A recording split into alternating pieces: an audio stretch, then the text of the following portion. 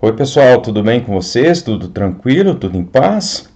Olha só, estou trazendo para vocês aqui hoje a correção da lista 18. Eu nem precisaria fazer isso, mas eu estou fazendo porque eu sou muito gente boa, né? Moçada, é o seguinte, eu estou trazendo essa lista aqui hoje para que vocês consigam corrigir. E essa lista é bastante diferente das outras listas que eu passei porque ela só tem questões abertas, tá? Bem, a intenção dessa lista é acostumar vocês com a minha forma de fazer pergunta, tá? Então é muito importante que vocês treinem, tentem entender o que eu estou querendo para que vocês consigam responder quando a gente for fazer a nossa atividade diagnóstica, tá? Vai ser no final do mês de julho agora. Bem, essa lista eu estou trazendo dois recursos aqui muito importantes. Primeiro, o vídeo do canal Xadrez Verbal do professor Felipe Figueiredo, que ele explica de uma forma bastante interessante a composição desse quadro aqui, que foi feito pelo Pedro Américo na década de 1880. Esse quadro ele é muito importante porque geralmente as pessoas, quando pensam na independência do Brasil, elas retratam em suas mentes esse retrato, desculpa a repetição da palavra, mas é porque esse retrato ele ficou bastante presente no imaginário da população brasileira. Muito bem, esse retrato, na verdade, ele não é uma representação fidedigna daquilo que aconteceu em 1822, mas é um quadro histórico muito importante, muito mais pela época em que ele foi feito do que a época que ele representa. Por quê? Porque ele foi encomendado por Dom Pedro II na década de 1880. A década de 1880 é o período em que a monarquia brasileira estava em crise, o Império Brasileiro estava em crise. Tá? E aí, Dom Pedro II, na tentativa de melhorar a imagem da monarquia, ele pede a Pedro Américo que faça esse quadro. O quadro é uma peça maravilhosa, ele é gigantesco, está no Museu do Ipiranga, lá em São Paulo, que infelizmente está fechado. Quando eu reabrir, não está fechado pela pandemia só não, ele estava já fechado bastante tempo atrás, porque não tinha recursos para sua manutenção. E aí, com o intuito de preservar, eles fecharam as portas do museu. Bem, esse quadro foi feito pelo Pedro Américo, ele estava lá em Florença, e ele aqui conta algumas coisas que não são fidedignas à realidade.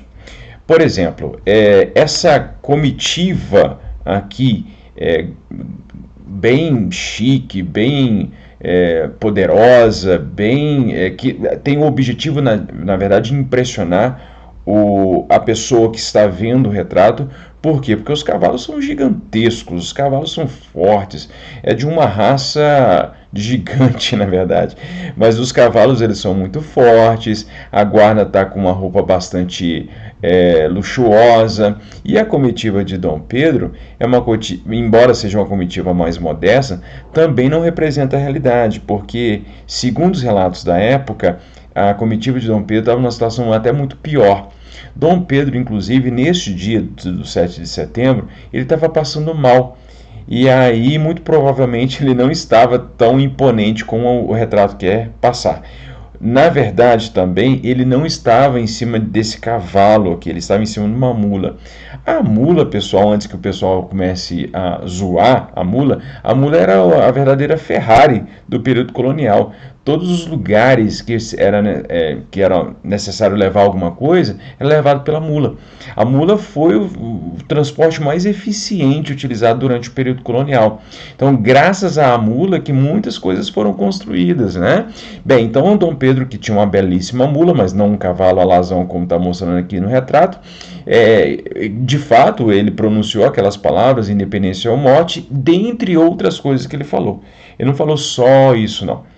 Porque ele gritou isso, ou ele falou isso, ao receber os mensageiros enviados por Dona Maria Leopoldina, que era sua esposa, dizendo que ela já tinha declarado a independência e que Dom Pedro precisava então tomar também uma atitude. E aí ele diz aos seus amigos: vamos fazer a independência do Brasil. Muito bem. Bem, com esses esclarecimentos, então vamos agora às perguntas.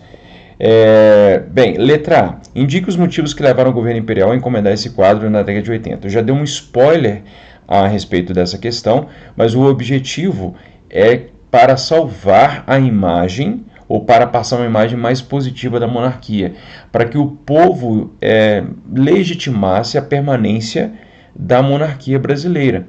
Então, o que eles querem fazer com isso é uma propaganda política, para fazer com que a população acreditasse que a monarquia brasileira era o melhor sistema político existente, porque, dentre outras coisas, foi graças a um rei do Brasil que o Brasil conquistou a sua independência, né? Então ele queria fazer uma propaganda política, tá bom? Então depois vocês olham o que eu escrevi aqui e aí vocês confiram com o que vocês escreveram e qualquer coisa é só me chamar no fórum. Letra B. Caracterize a partir do vídeo as reais condições da comitiva que acompanhava Dom Pedro I. Bem, primeira coisa, Dom Pedro não estava num cavalo, estava numa mula, tinha menos gente, não tinha esse tanto de gente aqui. Colocaram aqui um boiadeiro, não sei se vocês perceberam, com uma vaca aqui de carga. Muito possivelmente não tinha a presença de nenhuma outra pessoa senão a própria comitiva de Dom Pedro. Tem aqui também um povo representado aqui, essa guarda real aqui maravilhosa. Não existia esse tanto de pessoa nesse dia. A posição do rio também, segundo os relatos, também não está na posição correta.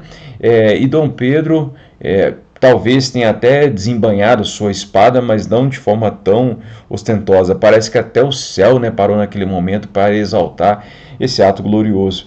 Então, embora o Pedro Américo tenha feito um vasto estudo sobre o período, mas ele forjou muita coisa aqui, porque na verdade a intenção não era representar fidedignamente o que aconteceu, mas sim fazer uma releitura daquele ato, entre aspas, heróico, né? Então, a condição, as reais condições é que Dom Pedro estava passando mal, ele não estava num cavalo, ele estava numa mula, tinha muito menos gente, e as pessoas que estavam lá não estavam vestidas com roupas tão galantes, né? Como a imagem está representando. Bem, avalie a autenticidade do quadro do Pedro Américo. Olha só, isso aqui é um ponto muito difícil para as pessoas entenderem, mas vamos lá com calma que vocês vão entender bem. É o seguinte, um retrato, uma imagem, ela nunca representa exatamente a época que ela quer representar. Peraí, Edmar, calma. É o seguinte, um retrato, ele fala muito mais do período em que ele foi criado do que o período que ele retrata. As questões em volta ou por detrás desse retrato estão muito mais relacionadas à época em que ele foi criado, está tentando responder a uma questão ou problemas de 1880 do que efetivamente representar fidedignamente o que aconteceu em 1822. Ou seja, o que é autêntico no final das contas? Esse quadro aqui está mentindo? Ele, em relação a 1822, a gente sabe que não foi assim. Mas o quadro ele está representando muito mais os interesses da monarquia de 1880 sobre 1822. Ou seja, ele diz muito mais da década de 1880 do que efetivamente de 1822. Então, portanto, a questão da autenticidade ela fica em segundo plano. Por quê? Porque esse quadro nos ajuda, além de ser um belíssimo quadro, ajuda a nos entender o que, afinal de contas, Dom Pedro II, ou que a monarquia brasileira em 1880 queria passar para as pessoas. Todas as propagandas, especialmente as propagandas políticas, têm uma intencionalidade. E portanto, todas as vezes que até hoje, quando a gente vê na televisão alguma propaganda, por exemplo, do governo, o governo está querendo comunicar uma mensagem, mesmo que ele esteja representando um outro período. Então, portanto, é necessário estar muito atento aos símbolos, aos signos, aos detalhes, à mensagem, aos termos, às palavras, para que a gente compreenda, no final das contas, qual é a intencionalidade daquela propaganda. Então esse quadro é muito mais uma propaganda do que um retrato fiel de 1822. E é uma belíssima propaganda, inclusive. Aliás, os governos já, desde aquela época, entenderam que era necessário sempre fazer essas propagandas para que as pessoas compreendam, para que, na verdade, as pessoas legitimem aquele governo. Para ganhar popularidade, no final das contas, tá bom? Letra D. Identifique os motivos que levaram Pedro Américo a produzir um quadro de Dom Pedro I baseado num quadro das conquistas napoleônicas. Vocês assistiram ao vídeo e perceberam, e o Felipe Figueiredo contou lá, que Esse quadro, na verdade, é uma imitação de um outro quadro das guerras napoleônicas. E é bem parecido mesmo, assim, até o jogo de luz, a posição de Napoleão, enfim. A intenção era o seguinte: Napoleão Bonaparte foi a figura política mais importante do século XIX. E, portanto, comparar Dom Pedro a Napoleão seria uma forma de aproximar Dom Pedro de uma grande figura, ou fazer com que Dom Pedro também se tornasse uma grande figura. Trabalhando no subconsciente da seguinte forma: tal como Napoleão foi capaz de fazer fatos heróicos, Dom Pedro I também foi capaz de fazer um grande fato heróico, que foi a proclamação da independência do Brasil.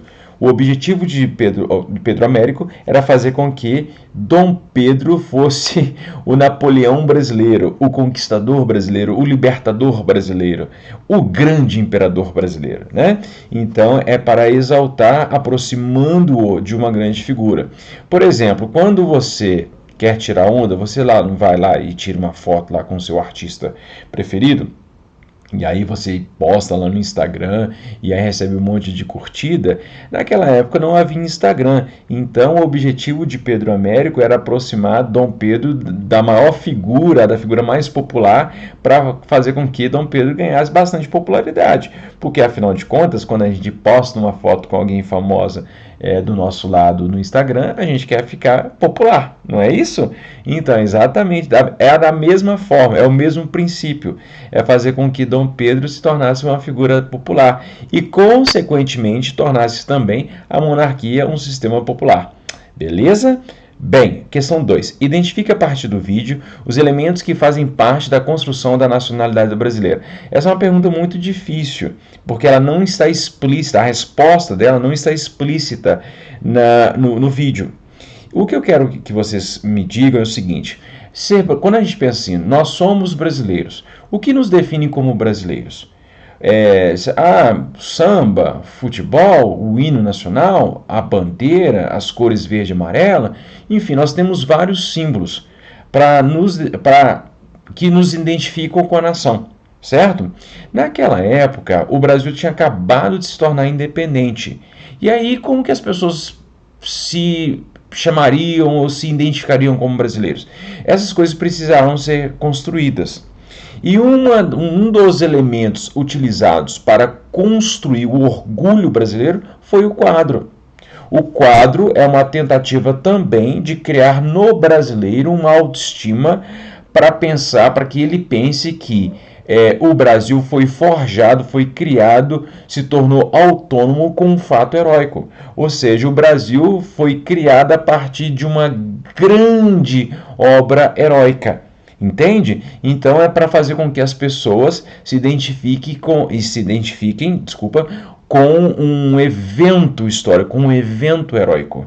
E aí trabalhar então o patriotismo do brasileiro. Então todas as vezes, por exemplo, que os governos, desde o Império até hoje, têm os seus slogans, é porque eles querem construir uma narrativa para as pessoas se identificarem com a nação. Todos os presidentes ultimamente, por exemplo, o Michel Temer falou de ordem e progresso, né? O presidente atual fala sobre Pátria Amada Brasil, né? Então cada presidente, cada governante traz um slogan para construir esse sentimento de nacionalidade, entende? Então, e isso surgiu nessa época, na época do Império. Mais explicitamente no governo de Dom Pedro II.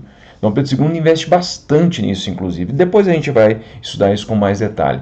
Dom Pedro I nem teve tempo de fazer isso também, porque ele teve que resolver muitos problemas, tá bom? Então, mas os elementos que fazem parte da construção é a representação do povo brasileiro. Entende? Tá bom, muito bem. Depois eu tenho certeza que vocês vão me perguntar depois sobre essa questão de novo. Não tem problema não. É uma questão difícil mesmo.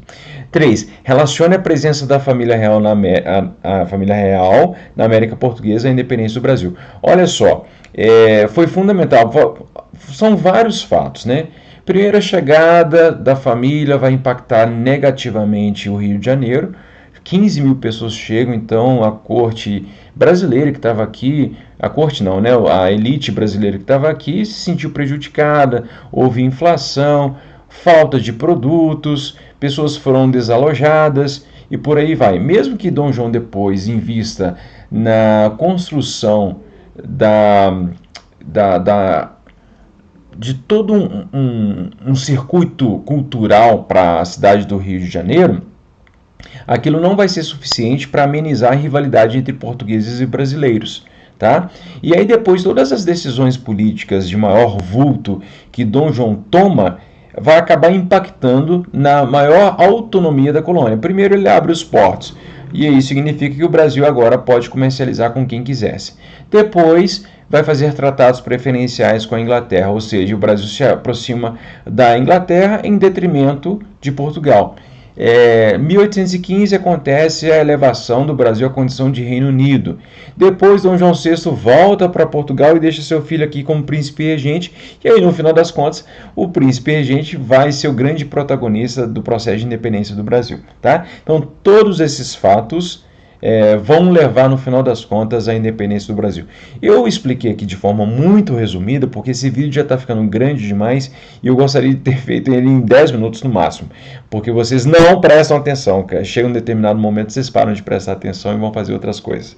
Bem, de qualquer modo então, qualquer coisa eu faço um novo vídeo só explicando essa relação de novo entre a chegada da família real e a independência do Brasil. Mas se vocês precisarem, deem uma olhada nas aulas das 2 últimas semanas em que eu insisti e expliquei muito sobre isso, tá bom? Muito bem, agora a gente vai falar de uma coisa um pouquinho mais difícil também, que é a questão da Revolução Liberal do Porto, acontecida em 1820. A Revolução Liberal do Porto consistiu num movimento revolucionário que eles tomaram o poder, os burgueses, a burguesia lusitana tomou o poder lá na cidade do Porto e foi chamado de liberal porque eles queriam fazer uma constituição e a Constituição estabeleceria, portanto, a partir de então, uma monarquia constitucional, ou seja, Dom João VI se submeteria à Constituição. Seria monarquia parlamentar, monarquia constitucional, nesse caso a mesma coisa. Bem, e aí quando eles tomam o poder, eles exigem que Dom João VI volte para Portugal. Por quê? Porque a intenção era fazer com que o Brasil fosse recolonizado, voltasse ao status quo, ao status que tinha antes, né, de colônia. Mas acaba que no final das contas as cortes, como era chamado o parlamento português, não tiveram seus desejos, seus desejos atendidos, porque Dom Pedro I optou por ficar no Brasil no dia 9 de janeiro de 1822. E aí, a partir do 9 de janeiro, ele vai tomar uma série de decisões que vão culminar no final, no dia 1º de dezembro de 1822, com a coroação de Dom Pedro I como imperador do Brasil. E aí, só que você acha que Dom Pedro vai ter vida tranquila? Dom Pedro vai sofrer maus bocados, viu? E no final das contas, ele vai ter uma vida muito triste mesmo. A vida da família real brasileira, portuguesa / brasileira, foi muito triste, viu? Depois eu vou contar uns episódios para vocês que vocês vão ficar chorando a aula inteira, tá bom? Pois bem, pessoal, então espero que vocês tenham me acompanhado até aqui. Corrijam suas listas, estudem bastante, contem comigo para o que vocês precisarem. Fiquem bem, fiquem saudáveis e qualquer coisa é só chamar no fórum, tá bom? Um grande abraço e até a próxima. Tchau!